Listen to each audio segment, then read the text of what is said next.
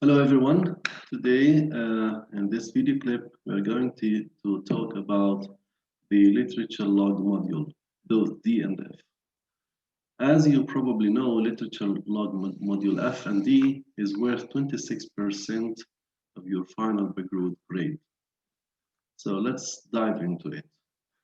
Let's look at the module F, the literature log for 5 points. So what does it consist of? It consists of 3 short stories, 2 poems, 1 novel or play, and 4 book reports. So your log must contain all these pieces. Okay? Every student has to keep a log that contains all literary activities, post-readings, personal responses, and summative exams. Of course, you study all these literary pieces with your teachers in the classroom. You read through them, you understand them, you analyze them, and at the end of every piece, you have to hand in a post-reading and a personal response for that piece. And there will be 2 summative exams that we will tell you about, and we will tell you which pieces we will choose for the summative exams. The literature log for Module D, 4 points, has 3 short stories, 3 poems, 4 book reports, and as we said, the same, you have to keep a log, and that log should be neatly prepared and kept. All right, let's move on. So we divided the literature program into 2 years.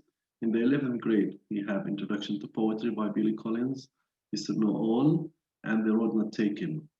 So I presumably you have by now finished Introduction to Poetry and Mr. Know All by Somerset Maugham, and The Road Not Taken, I think you are about to finish it towards the beginning of the 2nd semester. In the 12th grade, we have a summer's reading, The Rules of the Game and All My Sons, which is a play, okay, a long play that we have to read, analyze, understand, and be sure that you all read the whole play. Okay, what are the important components that the log must include? The important things that the log must include. You have to hand in 6 post-reading tasks. For each literary piece, there is a post-reading task. And there's a personal response also for each literary piece. You can hand in the personal responses in 2 parts. Each part 1.5 pages or 2 pages in which you write half a paragraph, a personal response for each piece. Okay. And 2 summative assessment exams, which we will tell you about more in details. And the log, as we said, must be neatly presented and handed in on time. This is very important. It has to be handed in on time towards the end of the 12th grade, because this grade has to go to the Ministry of Education. Okay, in the process of learning the literature program and the literary pieces, you will always be definitely exposed to higher order thinking skills, what we call HOTS. Okay.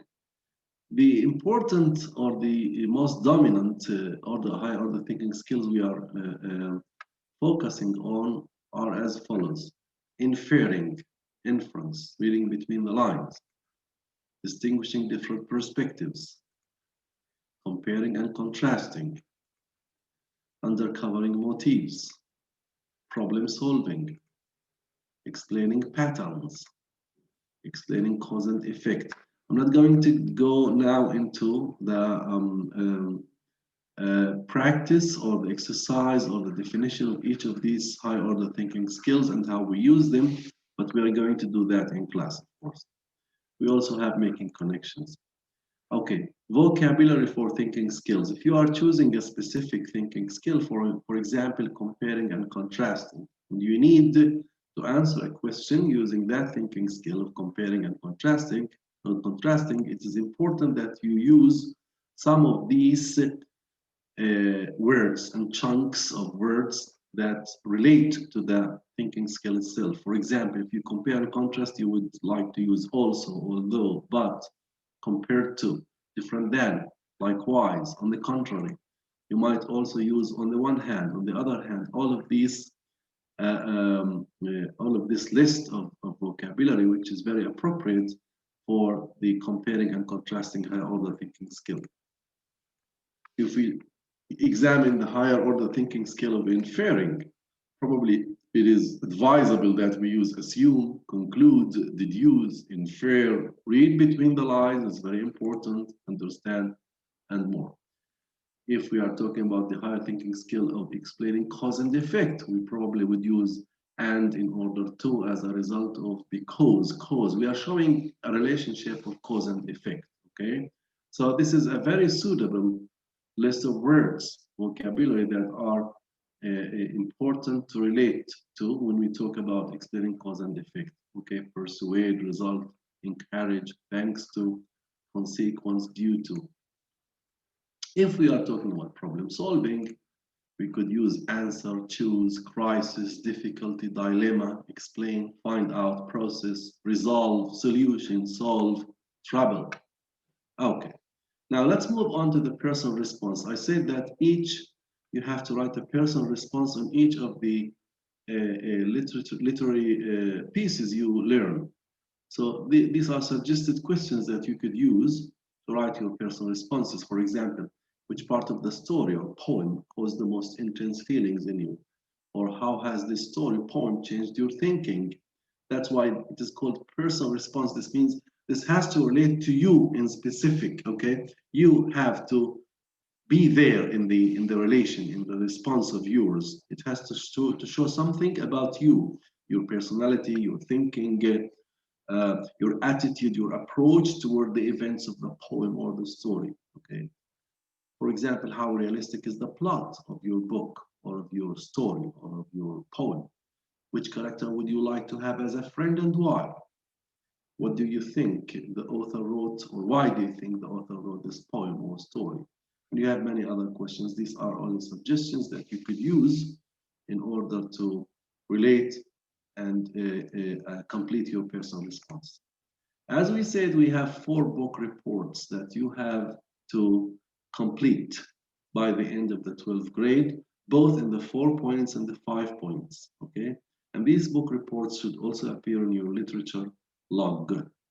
So you have to read 4 books, 4 stories, long stories, okay, at least 50 and more pages, okay? And you have to hand into your teacher 4 book reports. Now, these are suggestions of questions to relate to when you are handing in your book report. For example, writing questions about the story of the book and answer them. Or write a letter to the author of the book, or tell him or her what you liked and didn't like about it. Or hold an interview with 1 or 2 of your characters. You may record an interview. Produce a film trailer for the book if you like. Write a song or poem about the book. Write a diary for one of the characters. Write a different beginning, ending, or continuation of the book. Okay, this brings our meeting to an end. This is all what I wanted to share with you in this meeting. I wish you all the best. Stay safe and healthy.